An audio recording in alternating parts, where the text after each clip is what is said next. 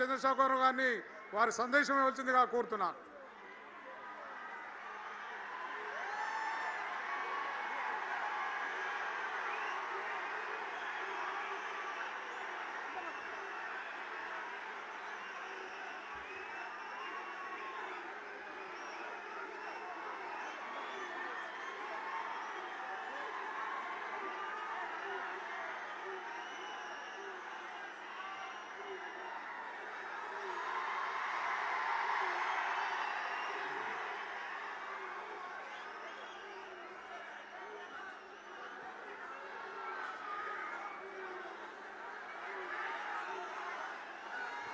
సభాధ్యక్షులు,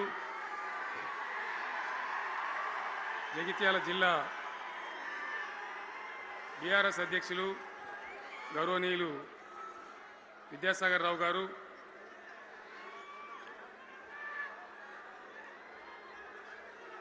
గౌరవనీయమైన తెలంగాణ శాసన మండలి ప్రతిపక్ష నాయకులు గౌరవనీయులు సిరికొండ మత్స్యోనాచారి గారు, శాసన మండలి సభ్యులు ఎల్ రమణ గారు, దేశపతి శ్రీనివాస్ గారు, శాసనసభ్యులు మాజీ మంత్రివర్యులు గంగుల కమలాకర్ గారు, కోరుట్ల ఎమ్మెల్యే డాక్టర్ సంజయ్ గారు, హుజురాబాద్ ఎమ్మెల్యే పాడి కౌశిక్ రెడ్డి గారు, జనగామ ఎమ్మెల్యే గౌరవనీయులు పల్లా రాజేశ్వరరెడ్డి గారు, ఇదే ప్రాంతానికి చెందిన మరో మాజీ మంత్రివర్యులు గౌరవనీయులు కొప్పుల ఈశ్వర్ గారు,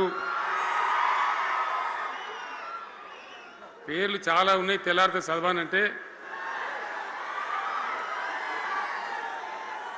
వేదికను అలంకరించిన మాజీ ప్రజాప్రతినిధులు, మాజీ జడ్పీ చైర్మన్లు, స్థానిక సంస్థల ప్రజాప్రతినిధులు, అందరికీ నా నమస్కారం. ఇదే జగిత్యాలకు సంబంధించినటువంటి అలిశెట్టి ప్రభాకర్ అని ఒక కవి ఉండేవాడు. ఆయన ఒక మాట చెప్పిండు, చీకట్లో జడుసుకుంటే ఒక చెట్టే నీ చుట్టూరా అరణ్యమై భయపెడుతుంది, గుండె అంటూ కలిగి ఉంటే గుండె ధైర్యం ఉంటే నీ వెంట అదే పెద్ద సైన్యమై నిలుస్తుంది అని చెప్పిండు ఆయన. ఇలా నా కళ్ళ ముందున్నటువంటి మీరు, మీతో రెండింతలు బయట రోడ్ల మీద ఉన్నటువంటి అశేషమైనటువంటి జీవన్ రెడ్డి గారి అభిమానులు, మీ అందరి ఆశీర్వాదంతో ఈరోజు జీవన్ రెడ్డి గారి చేరిక కరెక్ట్గా ఆయన గుండె ధైర్యం ఉన్నాడు కాబట్టి, ఉన్నట్టు నికాలస్గా మాట్లాడతాడు కాబట్టి ఇలా ఆయన నిర్ణయం తీసుకొని ఇంత పెద్ద సైన్యాన్ని తీసుకొని తెలంగాణ రాష్ట్ర భవిష్యత్ ప్రయోజనాల కోసం ఆయన బీఆర్ఎస్లో చేరిన విషయం మీ అందరికీ తెలుసు. ఆయన వెంట మీరందరూ వచ్చి ఎవరైతే అందరూ ఈరోజు చేరినరో, ఇంకా రాని వాళ్ళు కూడా ఉన్నారో గ్రామాలలో పట్టణంలో, మీ అందరికీ ముఖ్యంగా జీవనన్న గారికి, ఆయన వెంట వచ్చినటువంటి ప్రతి పౌరుడికి, ప్రతి అన్నకు, ప్రతి తమ్ముడికి, ప్రతి చెల్లెకి కూడా పేరు పేరున బీఆర్ఎస్ రాష్ట్ర అధ్యక్షుడిగా నేను హృదయపూర్వకమైన స్వాగతం సుస్వాగతం తెలియజేస్తా ఉన్నాను.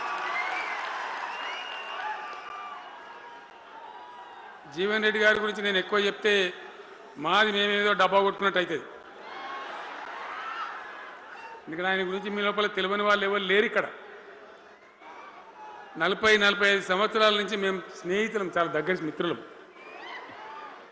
వారు చెప్పిన వారి ఉపన్యాసంలో భిన్న రాజకీయ సిద్ధాంతాల వల్ల విడివిడిగా పనిచేసినాం, కానీ మా స్నేహితంలో ఎప్పుడు లోపం లేదు. చాలా చాలా బాధలు, మంచి చెడ్డ సుఖాలని కలిసి పంచుకునే వాళ్ళం, అభిప్రాయాలు కూడా కలిసి పంచుకునే వాళ్ళం. బాబు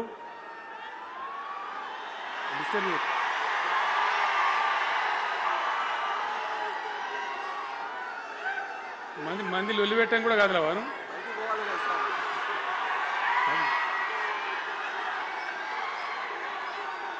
చాలా కలిసి పనిచేసినాం. ఆయనకుండే నిబద్ధత, ధైర్యంగా ప్రజా జీవితంలో పనిచేసిన పద్ధతి ఎంతమందికో చాలామందికి ఆదర్శంగా నిలిచినటువంటి వ్యక్తి. జగిత్యాల్లో ఆయన పుట్టి పెరిగి రాజకీయంగా చాలా పెద్దవాడు అయినాడు. మీ అందరి దీవెనతో కానీ ఒక జగిత్యాల్లోనే కాదు, ఆయనకు పాత కరీంనగర్ జిల్లా వ్యాప్తంగా అట్లనే పొరుగున ఉన్నటువంటి అనేక జిల్లాలలో చాలామంది జీవన్ రెడ్డి గారి అభిమానులు ఉన్నారు. చాలా మంది. మీరు లొల్లి పెట్టకండి, మీ ఫోటోలే బయటికి పోతున్నాయి. అది లైవ్ టెలికాస్ట్ ఉంది, దానిలో మీ బొమ్మలు టీవీలో కనబడుతున్నాయి మీ ఇంటికాడ. లొల్లి పెట్టకండి ఇక. సెట్ అయిందా?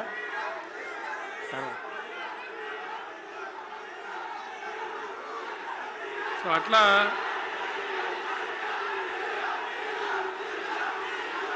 Please please please please. చాలా విషయాలలో ఆయన ఎంతో మందికి ఆదర్శంగా నిలిచినాడు, పనిచేసినాడు. ఈ ప్రాంతం గురించి తన ప్రాణం పెట్టి పనిచేసినాడు. ఆయన మంత్రిగా ఉన్నా, ఇంకో హోదాలో ఉన్నా, ఎమ్మెల్యేగా ఉన్నా, ప్రతిపక్షంలో ఉన్నా తన ఏరియా అభివృద్ధిని ఏనాడు కూడా ఆయన విస్మరించలేదు. లేకపోతే అన్ని పర్యాయాలు మీరు ఎందుకు గెలిపించారు, ఎందుకంత గుండెల్లో పెట్టుకున్నారు? నేను ముఖ్యమంత్రి అయినా వారు ప్రజాప్రతినిధిగా కరీంనగర్లో జరిగినటువంటి సభకు వచ్చింది. అందరూ మాట్లాడిన చాలామంది, తను మాట్లాడుతూ ఒకటే మాట కోరిండు. అయ్యాక బోర్నపల్లి అనే కాడ గోదావరి మీద ఒక బ్రిడ్జ్ అవసరం మాకు, అది కంపల్సరీ కావాలి అంటే నేను ఇక హోదాలు బిదాలని మర్చిపోయి ఏంది జీవన్న మళ్ళీ చెప్పండి అని చెప్పిండు ఆయన. వెంటనే అక్కడి నుంచి ఆదేశాలు ఇచ్చి 70-80 కోట్ల రూపాయలు మంజూరు చేసి ఆ బ్రిడ్జ్ అప్పుడు కట్టించినాం. తన యొక్క నియోజకవర్గం పట్ల, తన ఏరియా పట్ల, తన పరిసర ప్రాంతాల ప్రజల పట్ల ఆయన కనపరిచిన ప్రేమ అదంతా కూడా చాలా అద్భుతం. అందుకే ఆయనకు అంత మంచి పేరు కూడా ఉంది. అది నాకంటే మీకందరికి బాగా తెలుసు. ఈ మధ్య వీళ్ళందరూ తయారైంది కదా, ఎవరు అంటే సర్వేలు చేసి ఇస్తారు. జీవన్ రెడ్డి గారు బీఆర్ఎస్లో చేరితే ఎట్లా ఉంటుంది ఏం కథ అని ఒక 2-3 వచ్చి సర్వేలు చేసింది. మీ నియోజకవర్గం కాదు, మీ నియోజకవర్గంలో ఆడంబాంబే పేలిపోయింది, దానిలో మాటనే లేదు. అసలు జగిత్యాల నియోజకవర్గం గురించి చర్చ లేదు. కానీ వాళ్ళు ఏం చెప్పినా సర్వే వాళ్ళు పక్కనున్న సొప్పదండి కావచ్చు, ధర్మపురి కావచ్చు, మేరిట్ల కొట్టుపల్లి కావచ్చు, ఇంకా చాలా కాన్స్టిట్యున్సీలు కావచ్చు, చాలా ప్రభావం ఉంటుంది జీవన్ రెడ్డి గారిది. ఒక అద్భుతమైనటువంటి దీంతో రాజకీయమైన ఇది వస్తుందని చెప్పి వాళ్ళు సర్వే చేసి చెప్పినారు. అది జీవన్ రెడ్డి గారికి ఉన్నటువంటి విశిష్టత. ఒక నియోజకవర్గానికో 10 మందికో కాకుండా తనకు ఏ హోదా లభించినా, ఏ హోదాలో పనిచేసినా చాలా బ్రహ్మాండంగా ఆయన ఇక్కడ ప్రాంతం కోసం తపన పడ్డాడు. ఒక ఉదాహరణ మీకు కనపడుతుంది. పేరు ప్రతిష్ట లేని వ్యక్తులు గ్రాడ్యుయేట్స్ కాన్స్టిట్యున్సీలో ఎమ్మెల్సీగా నిలబడితే గెలవరు. ఆయన శాసనసభ్యునిగా ఇక్కడ ఓటమి చెందినా ఇమ్మీడియట్గా మళ్ళీ ఎమ్మెల్సీగా పోటీ చేస్తే ఇక్కడ ఉండబడే విజ్ఞులందరూ కూడా బ్రహ్మాండంగా గెలిపించాను. ఎందుకు వాళ్ళు ఎందుకు అంటున్నా? అట్లా కాదు కదా, ఇక్కడ నేను మొత్తుకుంటున్నా, అక్కడ నువ్వు మొత్తుకుంటున్నావు, అర్థమవుతుందా?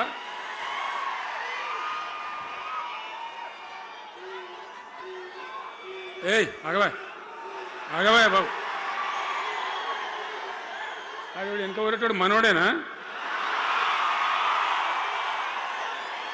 విజయసారు మనోడేనా? మోపాయింట్ ఐడియా కూడా మనోడేనా?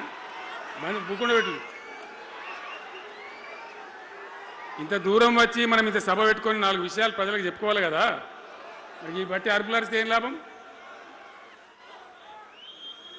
సో అట్లా జీవన్ రెడ్డి గారు తన రాజకీయ ప్రస్థానాన్ని ఒక సమితి ప్రెసిడెంట్గా ప్రారంభించి ప్రజా సమస్యల మీద పోరాటం చేసి సివిల్ లిబర్టీస్లో కూడా అడ్వకేట్గా నాడు ఎంతోమందికి పౌర హక్కుల సంఘానికి కూడా మద్దతు ఇచ్చి అచ్చమైన నికార్సైనటువంటి ప్రజా కార్యకర్త నిరూపించుకొని అంచెలంచెలుగా ఎదిగి ఇంతకుముందే ఆయన చెప్పినట్టుగా అనేకమైనటువంటి పదవులు ఆయన చూసినాడు. పదవులు ఆయన కొత్త కాదు. బ్రహ్మాండంగా శాసనసభ్యుని గెలవడం, మంత్రి పదవులు అలంకరించడం, అనేక రంగాలలో అనేక రకాలుగా పనిచేయడం అంతా కూడా మీకు తెలుసు. నేను కొత్తగా చెప్పే అవసరం లేదు. నేను ఒక్కటే మాట మీకు మనవి చేస్తా ఉన్నా. జీవన్ రెడ్డి గారు నేను మొన్న కలిసినప్పుడు ఒక మాట అనుకున్నాం మేము. ఎట్లా ముందుకు పనిచేద్దాం ఏంది మేము ఇద్దరు మూలకోలం అనుకొని ఒక కుటుంబంలో అన్నదమ్ములాగా పనిచేద్దామని చెప్పిన నేను. ఇంత ప్రేమగా అంటే మనం ఒక కుటుంబంలాగా ఈ పార్టీకి బ్రహ్మాండమైన ఒక పిల్లర్స్ లాగా పనిచేసి ముందుకు తీసుకొని పోదామని చెప్పి నేను చెప్పడం జరిగింది. ఈరోజు పార్టీలో వారు చేరిన వెంటనే చాలా బ్రహ్మాండమైనటువంటి మనకు ఒక ఊపు వస్తూ ఉంది. నేను జీవన్ రెడ్డి గారిని కోరుతా ఉన్నా, జగిత్యాల మందం కాదు, జగిత్యాల జిల్లా కాదు, పాత కరీంనగర్ జిల్లా కాదు, మీరు ఆదిలాబాద్ చూడాలి, నిజామాబాద్ చూడాలి, పరిసర జిల్లాలు చూడాలి. పార్టీ ప్రధాన కార్యదర్శిగా ఈ నిమిషం నుంచి నేను అపాయింట్ చేసుకుంటా ఉన్నాను. బ్రహ్మాండంగా ఈ ప్రాంతం అంతా కూడా మీ సేవలు అవసరం ఉన్నాయి పార్టీకి. అదే కాదు, 600 ఏది ఏమైనా ఏమవుతుంది, 100% మళ్ళా బీఆర్ఎస్ గవర్నమెంట్ వస్తుంది. వస్తుందా? వస్తుందంటూ చేయలేవాటి ఒకసారి కెమెరాలు కట్టి దింపుకున్నారా బాబు? వస్తుంది కదా.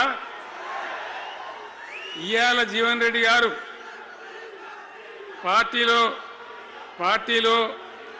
బాబు కౌశిక్ రెడ్డి జర ఆగబట్టరు వాళ్ళు.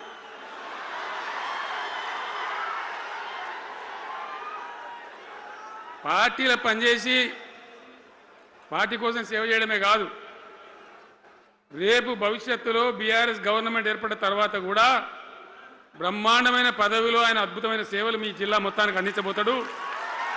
తెలంగాణ రాష్ట్రానికే ఆయన సేవలు అందించబోతాడు. ఇది నా మాట, కేసీఆర్ మాట అని నేను జగిత్యాల గడ్డ మీద చెప్తా ఉన్నా.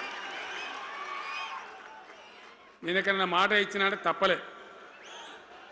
కాబట్టి జీవన్ రెడ్డి గారిని మీరు జగిత్యాల మందం మీరు యుద్ధం చేయాలి. యుద్ధం చేసేదానికి ఆయన ముఖాబిలా మనిషే లేడీడా, మీరు సరిపోతారు. ఆయన నాకు అప్పచెప్పాల బయట పనిచేయడానికి. కరెక్టే కదా? అట్లే చేద్దామా? అట్లే ముందుకోదామా? జగిత్యాల యుద్ధం మీ వంతు, తెలంగాణ యుద్ధం మా వంతు. ఓకే కదా?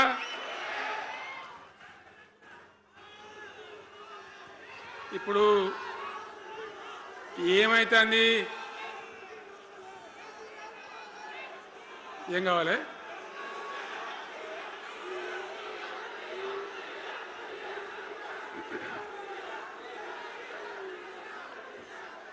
గింతే మనది మనం అనుకొని పోదాము. మరిగా బంద్ చేయండి బాబు. మీరు ముందు మంత్రులకు చెప్పండి వాళ్ళకు. తెలంగాణ చాలా భయంకరమైన పరిస్థితులలో ఉండే, దుఃఖం వచ్చేది, ఏడుపు వచ్చేది. ఎమ్మెల్యేలుగా ఉన్నా ఏం చేయలేని పరిస్థితి. ఆగమాగం అడివేడివి కదా. ఎట్లా ఉండే తెలంగాణ మనం చూడలేదా?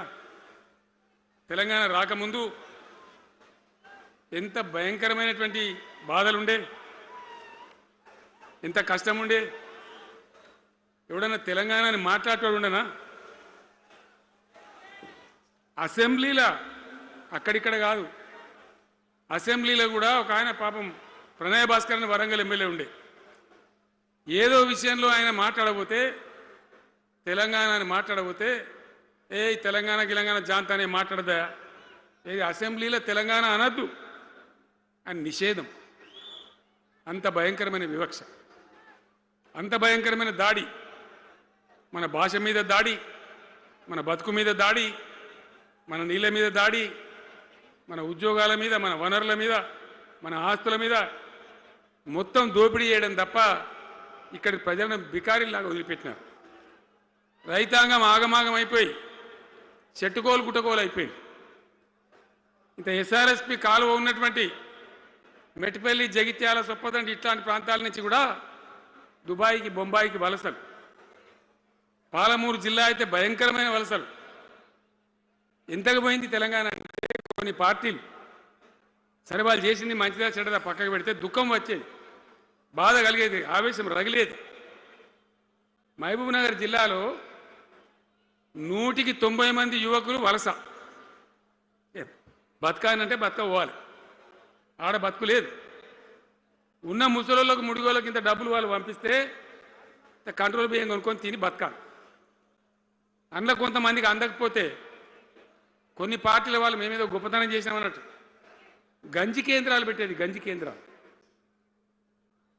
గుండెలు రగిలి నా తెలంగాణ గంజి కేంద్రాలు అంటే ఎవడో గంజి పోతే బతకాలన్నట్టు అంత అధ్వాన స్థితికి తెలంగాణ దిగజార్చింది. అది కాంగ్రెస్ ప్రభుత్వం కావచ్చు, టీడీపీ ప్రభుత్వం కావచ్చు. తీయటి పుల్లటి మాటలు ఎప్పుడు తప్ప కసుకెట్ నీళ్ళు తెచ్చియలే, మంచినీళ్ళు ఇయ్యలే, కడుపు నిండా కరెంట్ ఇయ్యలే, ఏది లేదు. అంత పట్టిదే గ్యాస్. మాట్లాడు, చెప్పుడు, మోసం చేసి పోవుడు. మనం గొర్రెల్లాగా మన దగ్గర అడిగే నాయకులు లేడు, నిలదీసేవాళ్ళు లేడు, అందరు కట్టుబానిసలు అయిపోయారు.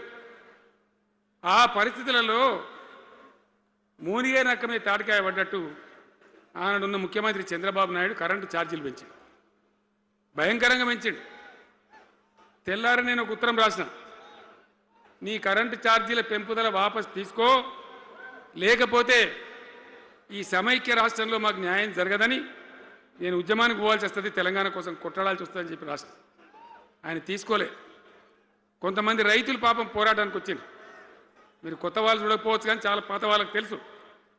పోరాటానికి హైదరాబాద్కి వస్తే నిరసన తెలపడానికి పట్టపగలు 11:30 గంటలకు బషీర్ బాగులో ఇష్టం ఉన్నట్టు విచ్చలవిడి కాల్పులు జరిపి చంపేస్తే 3 రైతులు అక్కడికక్కడనే ప్రాణాలకి చచ్చిపోయారు. ఆ తర్వాత నిర్ణయం తీసుకున్నవిగా ఇక లాభం లేదు, ఎదురు తిరిగితే కూడా వీళ్ళు కాల్చి చంపుతున్నారు, జెండా ఎత్తడం ఒకటే తప్ప మార్గం లేదని చెప్పి ఆనాడు నేను తెలంగాణ ఉద్యమానికి శ్రీకారం చుట్టాను. ఎంబడ ఎవడు వచ్చినా సరే రాకున్నా సరే ప్రజలున్నారు, యువకులున్నారు, చూసుకుందాం దేకలేం అని చెప్పి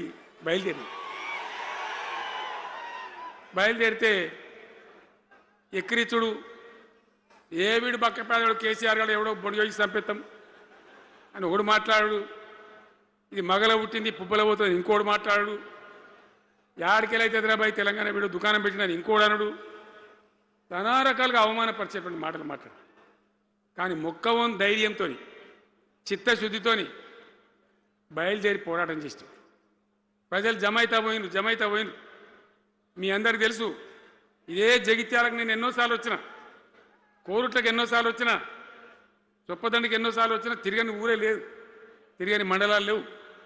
అట్లా పక్షిలాగా మొత్తం తెలంగాణ తిరిగి విశ్వ ప్రయత్నం చేస్తే ఒక పెద్ద ఉద్యమ కెరటం తయారైన తర్వాత మేము కూడా తయారుపై మేము ఇస్తాం తెలంగాణ అని కాంగ్రెస్ పార్టీ మొదలుపెడితే సరే మంచి మాటగా ఎవడైతే ఇస్తే ఎవడైతే కావాలి తెలంగాణ ఎవరితేంది అనే పద్ధతితోని కాంగ్రెస్తో జట్టు కట్టినాం, గెలిచినాం. అమాంతంగా నేను తెలంగాణ లేవట్టుకపోయి ఢిల్లీలో పెట్టాం. రాష్ట్రపతి ప్రసంగంలో వచ్చింది, కామన్ మినిమం ప్రోగ్రాంలో వచ్చింది, ఒక దశకు వచ్చింది. కానీ తర్వాత కాంగ్రెస్ పార్టీ కూడా వెనుకకు పోయి ఎగబెట్టే ప్రయత్నం చేసింది. అప్పుడు రోషియా అని ఒక ఆయన ముఖ్యమంత్రి ఉండే, ఆ రోషియా 14F అని ఒకటి తీసుకొని వచ్చాడు. హైదరాబాద్ సిటీలో మనోళ్ళకి ఇక పోలీసు ఉద్యోగం, సెప్రాస్ ఉద్యోగం కూడా దొరకదు. అప్పుడు నాకు తిక్కరేగిందిగా, నేను బతికుండగానే ఉద్యమం నాటిపోయిన నాయకుడు నేను బతికుండగానే ఇక వీళ్ళు ఇట్లా F-15 E-15 R-15 తెస్తే ఇంకేం మిగులుతుంది, సావో రేవో తేల్చుకోవాలని చెప్పి ఆ రోజు నేను శపథం కట్టిన. ఉద్యోగ గర్జన చేసి సిద్దిపేటలో కేసీఆర్ సచ్చుడో తెలంగాణ వచ్చుడో, ఈ తల్లి ఆందకనే మంచిగా దేకలేంగా అని చెప్పి ఆ శపథం చేసి ఆనాడు ఆమరణ నిరాహార దీక్షకు బయలుదేరితే మొత్తం తెలంగాణ అల్లకల్లోలమైంది. మీరు కూడా ఎక్కడోళ్ళు అక్కడ 100,000 గ్రామాల టెంట్లు, లులులు, పార్లమెంట్లో అల్లకల్లోలం, ప్రజలంతా గందరగోళం చేస్తే అప్పుడు ఒక ప్రకటన ఇచ్చింది. చిదంబరం అంటే ఆయన వచ్చి హోంమంత్రి, తెలంగాణ ఏర్పాటు చేస్తామని నువ్వు దీక్ష బంద్ చేయి. నమ్ముతాం కదా, కేంద్ర హోంమంత్రి చెప్పినాక మరి నమ్మాలి కదా. దీక్ష బంద్ చేసినాం. తెల్లారి ఆంధ్రోలు మొత్తం రాజీనామాలు డ్రామా. 3వ రోజుకి మళ్ళీ వెనక్కి వెళ్ళిపోయింది. మళ్ళీ అప్పుడు జేఏసీ తయారు చేసి అన్ని పార్టీలను పెట్టి నానా తంటాలు పడి మళ్ళొక 3.5 ఏళ్ళు భయంకరంగా కొట్లాడితే మీరందరూ ఎక్కడి వాళ్ళు అక్కడ ఆశీర్వచనం ఇస్తే మీ ప్రేరణతోని మీ స్ఫూర్తితోని చివరికి తెలంగాణ రాష్ట్రం వచ్చింది కదా. వచ్చిన తర్వాత మీరేం చేసినారు? దీని మంచో చెడనో చూసే బాధ్యత నీకే అని చెప్పి నాకు అప్పచెప్పి పని మొదలు పెట్టాలి. ఎట్లా కొత్త కుండలో ఈగదు వచ్చినట్టు. దీని ఆర్థికం తెలియదు, కథ తెలియదు. చాలా చాలా కష్టమైనటువంటి క్లిష్టమైన పరిస్థితి. అంత అలకటి పని కాదు. ఏం చేయాలా? ఎక్కడికక్కడ పెద్ద భయంకరమైనటువంటి బాధ, చాలా ఇబ్బంది. ఇదే జిల్లాల చాటిపల్లి ఉంటుంది, చొప్పదండి మండలంలో జిఆర్ రెడ్డి గారు అని చెప్పి పెద్ద ఆర్థిక శాస్త్రవేత్త. ఆయన బీహార్లో పనిచేస్తూ ఉండే. నేనే స్వయంగా జిఆర్ రెడ్డి గారికి ఫోన్ చేసి, అన్నా మన సొంత రాష్ట్రం వచ్చింది, మనం బాగు చేసుకోవాలి, మీరు రావాలి అని పిలిపించుకొని అట్లాంటి వాళ్ళందరినీ సమూహపరచుకొని ఒక ఎజెండా వేసుకొని బయలుదేరి. అంతకుముందు సమైక్య రాష్ట్రంలో మొత్తం తెలంగాణ చెరువులు నాశనం చేసింది. కాకతీయ రాజులు తవ్వించిన చెరువులు ఉండే మనకు బ్రహ్మాండంగా ఒక 75-80 వేల చెరువులు ఉండే. ఆంధ్ర పాలకుల సమైక్య పాలనలో మొత్తం నాశనం పట్టేసిండ్రు, కబ్జాలు పెట్టిండ్రు, నాశనం పట్టిండ్రు. చివరికి 40-44 వేల చెరువులు ఉండే. ఎక్కడ మొదలు పెట్టాలి, ఎవరి పేరు పెడితే బరకత అవుతుంది అని ఆలోచించి ఏ కాకతీయ రాజులైతే మనకు అన్నం పెట్టిండ్రో వాళ్ళ పేరుతో ఇది బాగా చేయాలని చెప్పి మన మొట్టమొదటి కార్యక్రమం మిషన్ కాకతీయ. ఎందుకు మిషన్ కాకతీయ? ఆ చెరువుల దరిద్రం వదిలిస్తే, వాటిని బందోబస్తు చేస్తే, వాటిలో నీటి నిల్వ సామర్థ్యం పెరిగితే గ్రౌండ్ వాటర్ పెరుగుతుంది, బోర్లు బాగా నీళ్ళు వస్తాయి. కాబట్టి అక్కడి నుంచి ప్రారంభించి చేసినాం. అది కూడా తెలంగాణ ప్రజలు, రైతులు ఒక ఉద్యమంలాగానే చేసినారు. మట్టి తీసుకొని పోండి, సారవంతంగా ఉంటుంది, మీ పొలాలలో పోసుకోమంటే లక్షల ట్రాక్టర్ల మట్టి తీసుకొని పోయింది తెలంగాణ రైతాంగం. అన్ని గ్రామాలలో ఒక విప్లవం లాగా ఆ మట్టి తీసుకొని పోయి వాళ్ళ భూములలో పోసుకొని కూడా బ్రహ్మాండంగా చేసింది. అక్కడి నుంచి మొదలుపెట్టినటువంటి ప్రస్థానం 10 ఏళ్లలో ఎన్ని చేసినామో మీరు చూసారు. బట్టి మాటలు మాట్లాడు, గప్కాలు కొట్టుడు కాకుండా నేను ఒక్కటే మాట మిమ్మల్ని అడుగుతున్నా, మీరందరూ కూడా చూసారు. శాసనసభలో నిలబడి ఈ రాష్ట్ర చరిత్రలో ఎవడన్నా ఒక ముఖ్యమంత్రి ఈ 5 ఏళ్లలో మిషన్ భగీరథ కంప్లీట్ చేసి ప్రతి ఇంటికి నల్లా పెట్టి మంచినీళ్ళు ఇవ్వకపోతే మల్ల తేపకు నేను నిలవడం, ఓట్లు అడగం అని చెప్పిన ముఖ్యమంత్రి ఎవరన్నా చూసినామా? నేను చెప్పిన మాట అసెంబ్లీలో నిలబడి చెప్పి ఆ 5 ఏళ్లలో మిషన్ భగీరథ నీళ్లు తెచ్చి 100% కులం మతం సంబంధం లేకుండా తండాలు మారుమూల పల్లెలకు కూడా ప్రతి గ్రామానికి ట్యాప్ పెట్టి, ప్రతి ఇంట్లో ట్యాప్ పెట్టి మంచి స్వచ్ఛమైనటువంటి నీళ్ళు తెచ్చిచ్చింది. 5 ఏళ్ళు నడిచింది, నడవలే. మిషన్ భగీరథ నీళ్ళు పుష్కలంగా రాలే?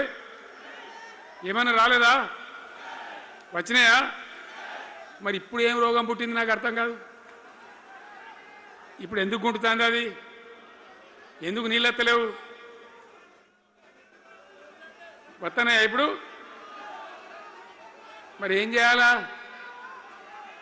లాగులు వలగదాకా చంపాలే. మంచి మాట కాకపోతే ఏం చేస్తారు? మంచిగా కట్నే ఇల్లు పెట్టిపోయి కదా, 5 ఏళ్ళు నడిచింది కదా, మరి మీకేం బీమారీ వచ్చింది నాకు అర్థం కాదు. ఇంతింత పొడుగు మాటలు మాట్లాడుతుందా? అడ్డం పొడుగు మాట్లాడుతుందా? పొద్దున్న లేస్తే కేసీఆర్ చావాలి, నువ్వు 1000 జన్మలు ఇచ్చినా నేను చావనా కొడుకు అనుకుంటున్నావు.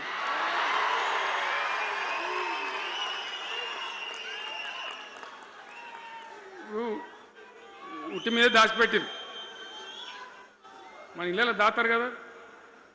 ఏది ఉట్టి ఉట్టి అని ఉంటుంది. ఇప్పుడు మీకు తెలుసో లేదో కానీ ఇప్పుడు ఈ మధ్యలో ఫ్రిడ్జ్లు మోపోయిన మునుపు ఉట్టి అనేది ఉంటుండే. ఎండిపోయిన చేపలోకి నీ రొయ్యలో అవి ఉంటే వరుగులు ఉంటే దానిలో పెడుదురు. పిల్లికి అందదా ఉట్టి, కింద కూసుకొని శాపం పెడతా ఉంటుంది, తెగాలే పడాలి, తెగాలే పడాలి. పిల్లి శాపానికి ఉట్టి తెగుతుందా? మరి విధవాళ్ళు కేసీఆర్ చావాలంటే కేసీఆర్ చస్తాడా? మీ దీవెన, మీ ఆశీర్వచనం ఉంటే జీవన్ రెడ్డి గారు అన్నాడు, నాకు 75 ఏళ్ళు వచ్చినాయి. జీవన నేను చెప్తున్నా, నాకు కూడా 72 వచ్చినాయి. నీ వెనకనే నేను కూడా లైన్లోనే ఉన్నా. నేను ఒక్కటే మాట చెప్తున్నా. ఈ మా దేశభక్తి శ్రీనివాస్ ఏమో నాకు ఇంత పెద్ద కట్ట రాసి ఇచ్చిండు, నువ్వు మాట్లాడాలి ఇవన్నీ అని. అవన్నీ కాదు. ఇక్కడ దరిద్రం పోయేదాకా, ఇక్కడ టాప్ టు బాటం అన్ని వర్గాల ప్రజలు ఇది మా తెలంగాణ, మేము గర్వంగా బతుకుతాం, సంతోషంగా బతుకుతాం, అన్ని వర్గాల ప్రజలు తలెత్తుకొని వచ్చేదాకా మనం సేవ చేయాల్సిందే, చివరి శ్వాస దాకా కూడా చేయాల్సిందే. తప్పనే తప్పదు. బ్రహ్మాండంగా ముందుకు తీసుకొని పోవాలి. మీరు కూడా నాకు 75-76 వచ్చింది కాదు. ఇవాళ మీరు 50-25 ఏళ్ళు తగ్గిపోయింది మీ వయసు. అంత యువకునిలాగా అంత ఉత్సాహంగా ముందుకు దూసుకొని పోదాం. తెలంగాణ ఎట్లా మంచి దాని సంగతి చూద్దాం. ఇప్పుడు అన్నీ ఒక పొదరిల్లాగా చేసినాం. కరెంటు చక్కగా ఉండేనా కేసీఆర్ రాకముందు? కరెంటు ఉండేనా? కేసీఆర్ ఉన్న రోజులు మంచిగా ఉండేనా? మరి మళ్ళీ ఇప్పుడు ఏం రోగం వచ్చే, ఏం బీమారు వచ్చే? కరెంటు కాకెత్తుకొని పోయిందా? ఆనాడు 7,000 మెగావాట్లుంటే ఒక ఏడాది లోపల మంచిగా చేసి 24 గంటల కరెంట్ ఇచ్చినాం, ఒక క్షణం కూడా పోకుండా. ఎప్పుడైనా రిపేర్ అవుతుంది తప్ప, టెక్నికల్ ప్రాబ్లం అవుతుంది తప్ప పోకపోతుండే. అంత మంచి పవర్ సప్లై చేసినాం. దాని తర్వాత యాదాద్రి, భద్రాద్రి ఇంకా చాలా కొత్త సబ్స్టేషన్లు నిర్మాణం చేసినాం, జనరేటింగ్ స్టేషన్లు పెట్టినాం, 20,000 మెగావాట్లకు తీసుకొని పోయినాం. ఏది దరిద్రులకు రాజ్యం అప్పయ్యే ముందు 20,000 మెగావాట్లకు తీసుకొని పోయినాం. మరి ఏం రోగం వచ్చింది, ఏం బీమారి వచ్చింది, ఎందుకు ఇబ్బంది పెడుతున్నారు? అనేక చోట్ల రైతుల పొలాలు ఎండుతున్నాయి, పేపర్లలో ఫోటోలు వస్తున్నాయి, టీవీలలో వస్తున్నాయి, జనం ఏడుస్తున్నారు. ఎందుకు ఈ బాధ కలుగుతూ ఉంది? ఇది ఆషామాషి వ్యవహారం కాదు, ఇది జీవన్మరణ సమస్య, మన బతుకు తెరుగు సమస్య. ఓట్లు వేసేటప్పుడు నేను సిల్కలకు చెప్పినట్టు చెప్పిన, ఉల్టా పల్టా ఎటుపడతా వేయకుండా దెబ్బతింటారని చెప్పిన. నా మాట ఇన్నోడు ఇనలే. ఇప్పుడు ఏమైంది? ఏం జరుగుతుంది? ఆ రోజు నేను చెప్పిన, వీళ్ళు కనుక గెలిస్తే ఈ దుర్మార్గులు, వీళ్ళ గుండె లోపల తడి లేదు, వీళ్ళు రైతు బంధుకు రామ్ రామ్, దళిత బంధుకు జై భీమ్. అయిందా? అట్లే పక్క ముచ్చట ఇది. ఇక ఇవాళ ఇప్పుడు జీవన్ రెడ్డి గారు చెప్పిండు, కాంగ్రెస్ వాళ్ళు సభ పెట్టినాడు, కాటారంలో బుడరంలో పెట్టినాడు. ఆడ పైసలు ఎత్తారట. ఇది ఒక్క తేపకేసే రైతు బంధు నెలకొక ఇస్తా, ఎకరానికా? అంటే 2 నెలలకు ఒక ఎకరానికి అంతేనా? 6,000 వేసినాం. మా అంతా సిపాయిలని బొచ్చ కొట్టుకుంటాను. ఆనాడు ఎట్లా పడేది రైతు బంధు? 10 రోజుల గ్యాప్లో మొత్తం రైతులకు వచ్చేసింది. టంగ్ మన సెల్ ఫోన్ మోగుతుండే, మంచిగా టింగున పోయి బ్యాంకులకి వెళ్ళి తెచ్చుకుంటుండే. ఎక్కడ పోయి మరి? ఏం మాట్లాడిండ్రు? ఉరుకుని బ్యాంకులకు పోయి 2 లక్షలు 3 లక్షలు లోన్ తెచ్చుకోండి. తెల్లారే ఆనాడే సంతకం పెడతాం, లోన్లన్నీ మాఫీ అయినాయా? ఇట్లా అడ్డగోలు నోటికొచ్చిన మాటలు చెప్పి, ఇష్టం వచ్చిన కథలు చెప్పి అర్రాసు పాడబడినట్ట. కేసీఆర్ 10,000 ఇస్తాడా, మేము 15 ఇస్తాం. పింఛన్లు 2,000 ఇస్తాడా, మేము 4,000 ఇస్తాం. వికలాంగులకు 4,000 ఇస్తాడా, మేము 6,000 ఇస్తాం అనే వరకల్లా మన వాళ్ళు మోసపోయింది. నేను చెప్పిన, ఇది మోసంరా నాయన, గోసపడతాము, ఇది అయ్యేది కాదు, ఆర్థిక పరిస్థితి లేదు అని నేను చెప్పిన. ఆ రోజే మీటింగ్లలో చెప్పిన.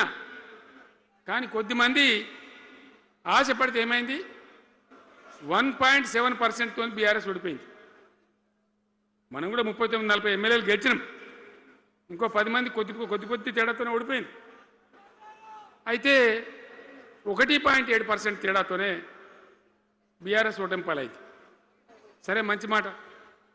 మరి వచ్చిన ప్రభుత్వం పనిచేయాలి కదా, వాళ్ళకు కూడా అవకాశం ఇవ్వాలి కదా. సరే, మన నాన్న వాడో వీడో కొంత దుంకులాడినా నేను మాట్లాడలే, నీ బయటికి రాలే. తక్కువ 1-2 సార్లు తప్ప రాలే. వాళ్ళకు కూడా ఛాన్స్ ఇవ్వాలి, అవకాశం ఇవ్వాలి. మనం ఎక్కసంతో ఉండొద్దు. చేయని ఏం పరిపాలన చేస్తారో చేయని, మంచిదే కదా అని చెప్పి అనుకున్నాం. మరి ఏమైతుంది? ఎక్కడ చూసినా చిల్లర మాటలు తప్ప ఒక్కటంటే ఒక్కటన్నా నిర్మాణాత్మకమైన కార్యక్రమం ఉందా? ఒక్కటన్నా ఏదైనా గొప్ప స్కీమ్ మొదలుపెట్టినరా? ఒక పొదరిల్లులాగా వడ్డించిన విస్తరలాగా తెలంగాణ మీకు అప్పచెప్పినాం. ఎన్నిట్లలో నంబర్ 1 తెలంగాణ. మంచినీళ్ళ సప్లైల నంబర్ 1, కరెంటు సప్లైల నంబర్ 1, పర్ క్యాపిటల్ తలసరి ఆదాయంలో నంబర్ 1, రాష్ట్ర స్థూల ఉత్పత్తి జిఎస్డిపిల నంబర్ 1. ఎన్నిట్లలో కేంద్ర అవార్డు రావాలి. అంత బాగా చేసిన తెలంగాణ 2.5 ఏళ్లలో ఇలా ఎవ్వని మాట్లాడించిన రైతులను మాట్లాడితే గొడవ బయటిస్తున్నారు. నాశనం అయిపోయిందన్న చెడగొట్టుకున్నాం. మా చెప్పుతున్న మేమే కొట్టుకుంటాం ఓటును వాళ్ళు కొంతమంది బాధపడి. ఎందుకు? ఎంత మంచిగా కడుపుల చల్లగదల కూడా రైతులకు ఎట్లుండే, ఎంత బాగుండే. కరెంటుకు బాధ ఉండేనా? నీళ్ళకు బాధ ఉండేనా? యూరియా బస్తాలు ఇయ్యే శాతం అయితే లేదా ఈ ప్రభుత్వానికి? యూరియా బస్తాలు కావాలి రాబోయంటే యాప్ పెట్టినా ఉంటాడు. దుకాణంలో లేకపోతే యాప్లోకి వెళ్తాయా? ఈ దమ్ముంటే తెచ్చి దుకాణంలో పెట్టాలి. కానీ ఆ యాపులు పట్టుకొని తిరిగితే కాళ్ళకు వాపులు వస్తాయి. బస్తాలు మాత్రం దొరుకుతలేవు. నిజమేనా నేను చెప్పేది? యాడ చూసిన ఎరువు బస్తాలు కూడా శాతం కాదు ఆఖరికి. అంతకుముందు కాంగ్రెస్ గవర్నమెంట్ ఉన్నప్పుడు అట్లే ఉండే. పోలీస్ స్టేషన్లో పెట్టి అమ్మిండ్రు యూరియా బస్తాలు. ఇవాళ మళ్ళా చెప్పుల లైన్లు, కాళ్ళకు వాపులు రావాలి. ఆటో రిక్షానికి చెప్తే 10 బస్తాలు వేసుకోరాబోయంటే పొలం కాడ వచ్చి ఎత్తుండే. ఇలా యూరియా కోసం ఇంత బాధన. ఇది ఎంత అసమర్థమైన ప్రభుత్వం, ఎంతగాని శాతగాని ప్రభుత్వం. అన్నిటికీ బాధనే కదా. బంగారం లాగున్న రైతులు ఎంత ఆనందంగా ఉండే. వానాకాలం పంటలు పండితే తడిసిన ధాన్యం కాడికెళ్ళి కొని మొత్తం బ్రహ్మాండంగా రైతులకు డబ్బులు బ్యాంకులు వేసేది, మధ్య దళారు లేకుండా. మా గంగుల కమలాకర్ వేసేది, చేయి మీద కూర్చున్నాడు సివిల్ సప్లైస్ మినిస్టర్గా, కొట్లాడి తీసుకుపోయి వేసేది. రైతులకు ముందుగా పోవాలి, వాళ్ళు పోయి మళ్ళీ సెకండ్కి పని చేసుకోవాలి. ధాన్యం అమ్మిన డబ్బులు వచ్చేది, ఇటు రైతు బంధు పైసలు వచ్చేది. రైతులు మోతాదు లేకుండ్రి, మంచిగా పని చేసుకున్నారు. ఇప్పుడు ఏమైంది? ఎరువు అనే యాపు, రైతు బంధు కోసం మొగులు చూడాలా, అది నెలకో ఎకరానికి వస్తుంది. ఇప్పుడు జగిత్యాల కేసీఆర్ సభ అంటే మళ్ళీ ఇలా పైసలు విడుదలన్నట్టు. రైతు బంధు రావాలంటే మళ్ళీ సభ పెట్టన్నా ఏంది? 3వ కిస్తీ రావాలంటే మళ్ళీ ఏమన్నా కేసీఆర్ సభ పెట్టాలి ఇక. అంతేనా? ఇది ప్రభుత్వమా?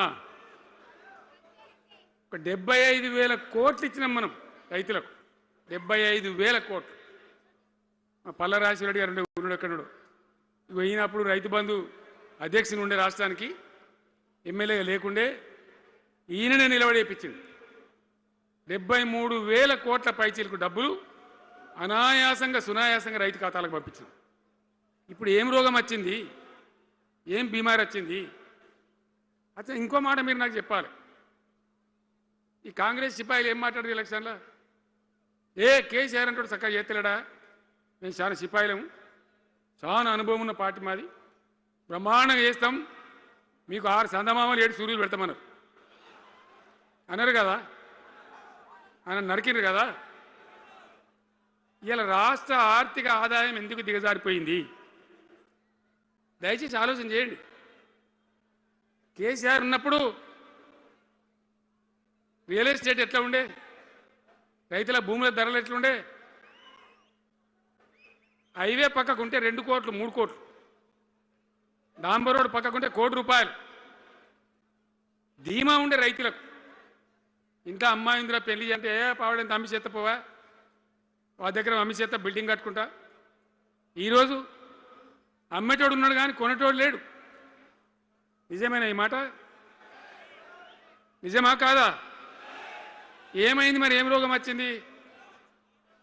రాష్ట్రంలో ఏ వాళ్ళని మాట్లాడించినా, ఎవరిని అడిగినా ఇదే బాధ. ఈ విధంగా రైతుల భూముల ధరలు పడిపోయినాయి, రాష్ట్ర ఆర్థిక పరిస్థితి పడిపోయింది. మంచినీళ్ళకు గోసపడాలి, రైతాంగం అన్నిటికి గోసపడాలి. ఇవాళ మక్కలండి, మక్కలు వచ్చినాయి. పెడితే కొంటమని చెప్పారు, కొనకపోతే కొనమని చెప్పండి. ఈ శాతకాన్ని దొంగతనం ఎందుకు? లోపల అధికారులకేమో కొనకూడని చెప్తుంది, మీది కొంటమని చెప్తుంది. మక్కలు కొనే ధీమా ఉందా? ఇవాళ కొంటుండ్రా? వడ్లు కొంటుండ్రా? కొనకపోగా మళ్ళీ ఇంకా బోనస్ ఇస్తామని ఒక బోగస్ మాట. ఎవరికైనా నచ్చిన బోనస్ వస్తుందా? వాటిదే బోనస్, అంత బోగస్. ఈ విధంగా పంట వేసిన కాడి నుంచి పంట కొనుగోలు దాకా బీఆర్ఎస్ ప్రభుత్వం అన్న నిలబడ్డది, రైతులకు తోడుగా నిలబడ్డది, రైతులను ఆదుకున్నది. ధాన్యం తడిచిపోతే కూడా కొన్నది. కానీ ఇలా రైతాంగం అంతా ఆగమాగం. రైతు బంధు ఎప్పుడవుతుందో తెలియదు, ధాన్యం కొనరో తెలియదు, కొంటే పైసలు తొందరగా వస్తాయో రావో తెలియదు. చాలా సతమతమవుతున్నారు. రైతులను మాట్లాడితే చాలా తప్పు చేసుకున్నాం సార్, పొరపాటు అయిపోయింది అని బాధపడుతున్నారు. మంచిగా ఉండ్రి, మళ్ళీ వాళ్ళ ఆత్మహత్యలు స్టార్ట్ అవుతున్నాయి. వాళ్ళకి ఇచ్చే ఆర్డర్లన్నీ బంద్ చేసిండ్రు. ఇంకెవరికి వస్తారట కమిషన్ల కోసం, అది వాళ్ళని అవస్థ పెడతా ఉన్నారు. ఉద్యోగులు ఆనాడు మనం 72% ఇచ్చినాం. వాళ్ళు తెలంగాణ ఉద్యమంలో పనిచేశారు కాబట్టి టీఎన్జిఓ అంటోళ్ళు సమైక్య రాష్ట్రంలో కూడా వాళ్ళ ఉనికి పొడగొట్టుకోలే. టీఎన్జిఓగానే ఉన్నారు తెలంగాణ ఎన్జిఓలుగా. కాబట్టి వాళ్ళని గౌరవించి గుర్తించి బ్రహ్మాండంగా 72% పిఆర్సీ ఇచ్చినాం. ఇలా 7 రూపాయలని ఇచ్చిండ్రా, 7% అని ఇచ్చిండ్రా? ఏమైంది? ఏం బీమారైంది? ఎంతమందిని మోసం చేస్తారు? ఆఖరికి వస్తే పరిస్థితి ఏంది? ఇలా రాష్ట్రంలో రిటైర్డ్ ఉద్యోగస్తులకు కూడా వాళ్ళకి రావాల్సిన బకాయి, వాళ్ళు దాచుకున్న డబ్బులు వీళ్ళు ఇచ్చే మెహర్బానీ ఏం లేదు, ఆ డబ్బులు కూడా ఇచ్చే పరిస్థితి లేదు. ఆటో రిక్షా కార్మికులు మాట్లాడితే అన్న ఈరోజు పనికి మాలిన ఫ్రీ బస్సు పెట్టినారు, మా పొట్ట కొడుతున్నారు, మేము నాశనం అయిపోయినారు, వాళ్ళు ఏడుస్తూ ఉన్నారు. పిల్లలకు అది నేమ్ పెట్టలే. ఆయన కాంగ్రెస్ ముఖ్యమంత్రి అయినా రాజశేఖర రెడ్డి గారిని అప్పుడు పెట్టిండు. ఇది ఫీజు రియంబర్స్మెంట్ అనే స్కీమ్, మంచి లాభం జరిగింది. నేను దాన్ని కొనసాగించిన. ఇలా మొత్తం బీసీలకు ఎస్సీలకు పిల్లలందరికీ ఫీజు రియంబర్స్మెంట్ రాక 10-12 వేల కోట్ల బకాయిలు పెడితే వాళ్ళు ఆగం, వాళ్ళు రోడ్డున పడరు. కోర్టుకు పోతే పిల్లల దగ్గర వసూలు చేసుకొని చెప్పి కోర్టులు చెప్తా ఉన్నాయి. వాళ్ళ గతి ఏం కావాలి? ఇప్పుడు ఎవరిని కదిలిచ్చినా ఈ రాష్ట్రంలో, ఎవరిని మాట్లాడించినా, ఒక విద్యార్థిని మాట్లాడినా, ఒక రిటైర్డ్ అయిన ఉద్యోగిని మాట్లాడినా, పనిచేస్తున్న ఉద్యోగిని మాట్లాడినా, రైతాంగంతో మాట్లాడినా ప్రతి వాడు అసంతృప్తి, ఒక బాధ, మాకేదో అన్యాయం జరిగినటువంటి పరిస్థితిలో మాట్లాడుతూ ఉన్నారు. పిల్లల పాపం చదువుకునే వాళ్ళు ఉంటే వాళ్ళకి విదేశాల్లో సీట్లు వస్తే 20 లక్షల రూపాయలు ఇచ్చాం. అంబేద్కర్ పేరు మీద, జ్యోతిబా పూలే పేరు మీద ఎస్సీ పిల్లలకు, బీసీ పిల్లలకు, ఓసీలలో కూడా నిరుపేదలకు ఇచ్చినాం. ఇలా దాన్ని బంద్ పెట్టినారు, వాళ్ళు ఆగమైపోతూ ఉన్నారు. అన్నీ కూడా సర్వనాశనం చేస్తూ ఉన్నారు. అన్ని స్కామ్లు, కుంభకోణాలు, భూ కబ్జాలు. పొద్దున్న లేస్తే పేపర్ తిప్పితే బాధ కలిగేటువంటి పరిస్థితులు. సో ఈ రకంగా సింగరేణి, అద్భుతంగా ఉన్న సింగరేణి నాశనం చేసి ఇలా బొగ్గులకు స్కామ్, సివిల్ సప్లైస్ల స్కామ్, మొత్తం అని కూడా స్కామ్లు, దోపిడీ తప్ప ప్రజలకు పనిచేసే పరిస్థితి లేదు. మరి ఏం జరగాల? కాంగ్రెస్ వాళ్ళు చెప్పిన మాటలు వింటే ఈ మాటలు కోటలు దాటినట్టు ఇష్టం ఉన్నట్టు చెప్పారు. చివరికి ఏందిరా ఇప్పుడు 2.5 ఏళ్ళు గడిచిపోయింది. మరి ఏంది కథ? కాకికి పెడదామంటే కంకెడు లేవు, పిట్టకి పెడదామంటే పిడికెడు లేవు. వటియే ముచ్చట్లు, వటియే మాటలు తప్ప ఎక్కడ ఏం జరిగింది లేదు. ఏ డిపార్ట్మెంట్లో కానీ, ఏ రంగంలో కానీ, ఒక ఇరిగేషన్లనా, ఒక కరెంట్లనా, ఇంకో దానిలనా, ఒక అర్బన్ డెవలప్మెంటా, రూరల్ డెవలప్మెంటా ఏమైనా జరిగిందా? ఆనాడు మన పల్లెలు బాగు చేసుకోవాలని చెప్పి దేశంలోనే ఎక్కడ లేని విధంగా పల్లె ప్రగతి కార్యక్రమాలు చేసినాం. ప్రతి ఊరికి అన్నేళ్ళ తెలుగుదేశం కాంగ్రెస్ గవర్నమెంట్లు ఉంటే చచ్చిపోతే ఏడగాలేసుకోవడం జాగా కూడా చూపించలే. ప్రతి గ్రామానికి ఆనాడు మనం వైకుంఠ ధామాలు కట్టినాం, ప్రతి గ్రామంలో క్రీడా ప్రాంగణాలు కట్టినాం, ప్రతి గ్రామంలో నర్సరీలు పెట్టినాం, ప్రతి గ్రామంలో పల్లె ప్రకృతి వనాలు పెట్టినాం, ప్రతి గ్రామ పంచాయతీకి ట్రాక్టర్ ఇప్పించినాం. అన్నాడు చెత్త తీసేది. ఇలా పనిచేస్తున్నాయా ట్రాక్టర్లు? ఊళ్ళలో ట్రాక్టర్లు పనిచేస్తున్నాయన్నా? మూలకు పడ్డాయి, డీజిల్ పోసే దిక్కులేదు. ఏం చేయాలా? పల్లె ప్రకృతి వనం పెడితే దాన్ని నీళ్ళు పోసే దిక్కులేదు. ఏం రోగం వచ్చింది? ఏం బాధ? డీజిల్ లేదా? ఆ తెలివి కూడా లేదా? ఆ రోజు నేను చెప్పిన ఆర్థిక శాఖ కార్యదర్శిని పిలిచి అవసరమైతే ఎమ్మెల్యేల జీతాలు బంద్ పెట్టుంది, కానీ గ్రామ పంచాయతీల డబ్బులు మాత్రం విడుదల చేయండి అని చెప్పినాడు. అంత టెన్షన్గా డబ్బులు పంపించేది, కార్యక్రమాలు జరిగేది, గ్రామాలు మంచిగా ఉండేది. అది నాశనం పట్టిండ్రు. మున్సిపాలిటీలు అయితే మురిక్కుపాలు అయిపోయినాయి. మరి ఏం చక్కగా ఉన్నట్టు? ఏం బాగున్నదన్నా?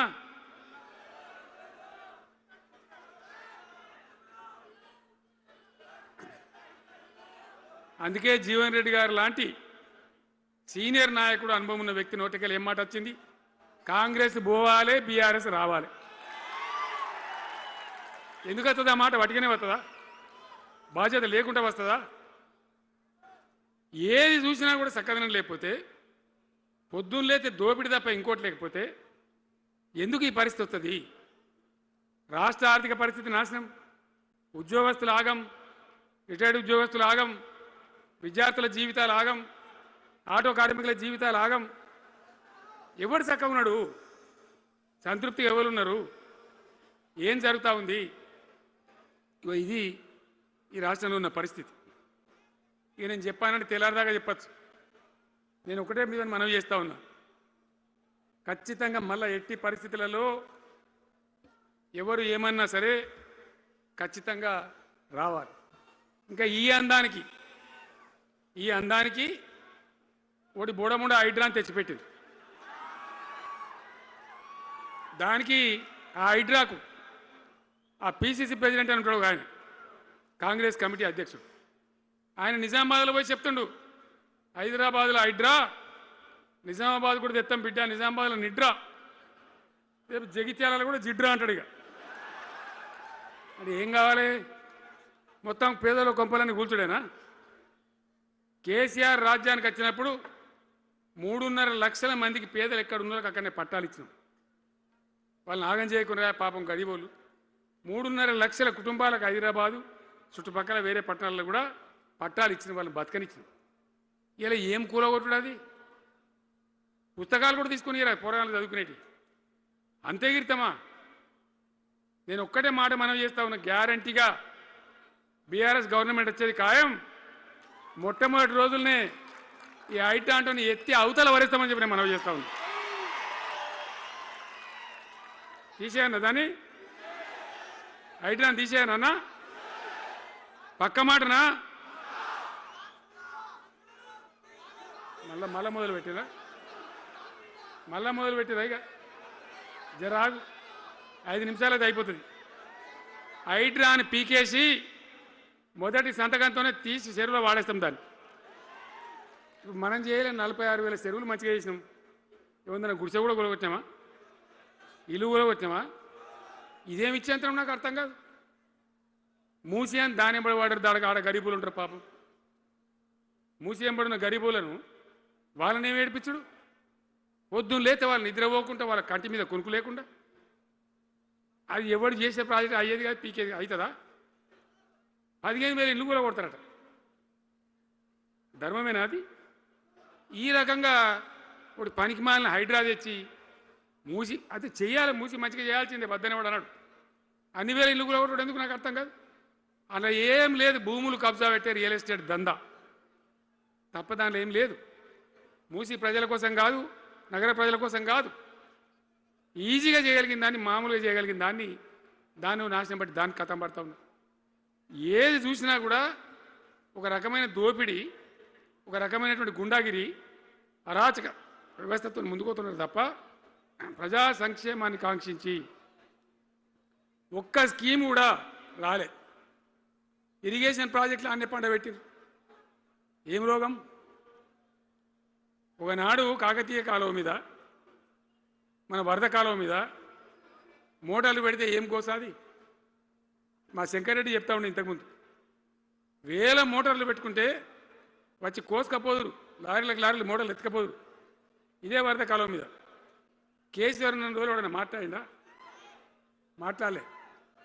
చివరికి ఏం చేసింది మీరు మంచిగా వినాలి. వీళ్ళు మామూలు పని చేస్తలేరు, మన జీవితాలకే బాంబులు పెడుతున్నారు. ఆ రోజు కూడా నరేంద్ర మోడీ ప్రధానమంత్రిగా ఉండే ఆయన ఏం చేసిండు? కరెంటు మోటార్లకు మీటర్లు పెట్టాలి, నువ్వు పెట్టాలి కేసీఆర్ అని నా మీద ఒత్తిడి. నేను చెప్పిన నా పానం పోయినా సరే సచ్చినా సరే నేను మీటర్ పెట్టా అని చెప్పింది. పెట్టలే. 30,000 రూపాయలు కట్ చేస్తే నీకు అన్నాడు, కట్ చేసిండు. రాష్ట్ర ప్రభుత్వానికి వచ్చేటువంటి ఆదాయం 30,000 కోట్ల రూపాయలు వదులుకొని కూడా తెలంగాణలో నేను కరెంటు మీటర్ పెట్టనియలే. నేను ముఖ్యమంత్రి ఉన్నాను రోజు.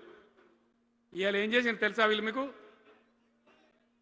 మీకు తెలియలే, మీరు అమాయకులున్నారు. ఢిల్లీకి పోయి ఒప్పుకున్నారు. ఒప్పుకొని ఏం చేశారు? అయ్యా బాంచని మీటర్లు పెడతాము, మాకు ఆ పైసలు ఇయ్యండి. కేసీఆర్ వద్దన్నారు కదా మేము తీసుకుంటాం అని ఆ డబ్బు తీసుకొని వీళ్ళే ఈ గవర్నమెంట్ పోయి సంతకం పెట్టి ఇప్పుడు మొదలైతే ఇక ఇప్పుడు వస్తాయి మీటర్లు. ఎదుర్కొందామా?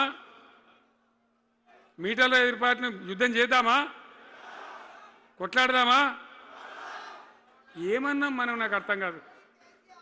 రైతులు మంచిగా ఉండాలి, వ్యవసాయం మంచిగా ఉండాలి, పల్లెలు బాగుండాలి, వృత్తి పనులు బాగుండాలి.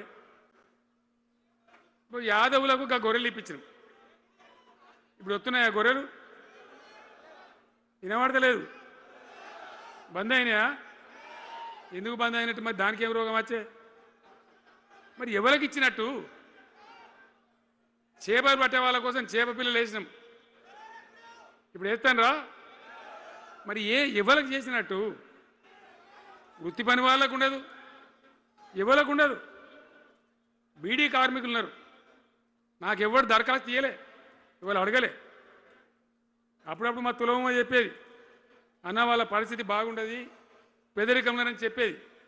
మా అంతటా మేమే ఆలోచించుకొని బీడీ కార్మికులకు పెన్షన్ తెచ్చినాం. మొత్తం భారతదేశంలో ఏ రాష్ట్రంలో ఇస్తారా? వాళ్ళకి పెన్షన్లు పెంచుతామని ఎగబెట్టినరా? వాళ్ళకు కాదు, ఎన్ని ఆశలు. ఇంట్లో ఉన్న ఆడపిల్లకు 5 లక్షలు మహాలక్ష్మి అని పేరు పెట్టి 2,500 నెలకిస్తామని ఇచ్చిండ్రా? రూపాయి వచ్చిందా? అట్లా ఎన్ని? 6 గ్యారంటీలు, 420 హామీలు. స్కూటీలు ఎక్కడ వాయే? స్కూటీల్లో మనలే, ఇంకా స్కూటీలు ఎక్కడి? ఏమన్నా నచ్చినాయా? మరి నేను ఏమంటున్నా అంటే దయచేసి మీరు ఆలోచన చేయాల్సింది, ఇలా ఈ సభలో మాట్లాడుతున్నా మీరు వింటున్నాను కాదు, యావత్ తెలంగాణ వింటున్నది. తెలంగాణ ప్రజలందరికీ నేను కోరుతాను, నేను చెప్పిన నిజమా అబద్ధమా? ఏం జరుగుతూ ఉంది తెలంగాణలో? ఈ సందర్భంలో ఖచ్చితంగా ప్రజల మంచిని కోరే ప్రతి వాళ్ళు ఒకటి కావాల్సిందే, మళ్ళా తెలంగాణ పునర్నిర్మాణ యజ్ఞం మళ్ళా ప్రారంభం కావాల్సిందే. దాన్ని ఎవడు ఆపలేడు. జర గాచారం బాలేకపోతే దెబ్బతింటాం, అంత మాత్రం చేత ఆగిపోతామా? ఊకుందామా? పోరాటం చేయాల్సిందే, వీళ్ళని నిలదీయాల్సిందే. ఖచ్చితంగా తెలంగాణ పునర్నిర్మాణ ప్రక్రియ, ఆ యజ్ఞం మళ్ళా ప్రారంభం కావాల్సిందే. తెలంగాణ ప్రజలు గెలిచి నిలవాల్సిందే. మొత్తం ప్రాజెక్టు పండబెట్టినండి. పాలమూరు ఎత్తిపోతల పథకం 90% పూర్తి చేసినాం. కొద్దిపాటి డబ్బుతోనే అయిపోతుంది. వలసల జిల్లా, కరువు జిల్లా వాళ్ళ నాశనం పట్టిండ్రు. అన్ని అబద్ధాలు. ఒక్కటి కూడా ఒక క్రియాన్వితమైనటువంటి ప్రజలకు పనికొచ్చేటువంటి ఏ రకమైన నిర్మాత్మక పని లేకపోగా కూల్చివేతలు, కాల్చివేతలు, పోలీస్ దాడులు, ఎవడన్నా ఎదురుగా మాట్లాడతామని పట్టుకపోవడు. ఇది రాజకీయమా? ఈ రకమైన కథన? దయచేసి మీ అందరితోని నేను కోరేది ఒకటే, చాలా సంతోషం. నేను జగిత్యాలకు వచ్చిన సందర్భంలో జీవన్ రెడ్డి గారు వెంట మీరు తండోపతండాలుగా తరలి వచ్చారు. సభలో ఉన్నదానికంటే బయట చాలా ఎక్కువ మంది ఉన్నారు. మేము రాగా చూసినాం, తోవలో చాలా చీరి చేస్తూ ఉన్నారు. మీరు వచ్చిండ్రు. మీ అందరికీ మళ్ళొక్కసారి నేను స్వాగతం చెప్తా ఉన్నా. జీవనన్నతో పాటు బ్రహ్మాండంగా పనిచేద్దాం. ముందుకు పోదాం. ఈ జగిత్యాల జైత్ర యాత్రనే మళ్ళీ మన రాజకీయ శక్తుల పునరేకీకరణ చేసుకుంటూ మనం విజయం సాధించే వైపుగా పోవాలి. తప్పక విజయం సాధించాలి. తెలంగాణ పునర్నిర్మాణ యజ్ఞం పునఃప్రారంభం కావాలి. ముందుకు పోయి మనం విజయం సాధించాలని కోరుకుంటూ మీ అందరికీ కూడా పేరు పేరున ప్రతి ఒక్కరికి ధన్యవాదాలు తెలియజేస్తూ నేను సెలవు తీసుకుంటా ఉన్నా. జై తెలంగాణ, జై తెలంగాణ. సలవడని గట్టిగా చెప్పాలి. జై తెలంగాణ, జై తెలంగాణ. ధన్యవాదాలు.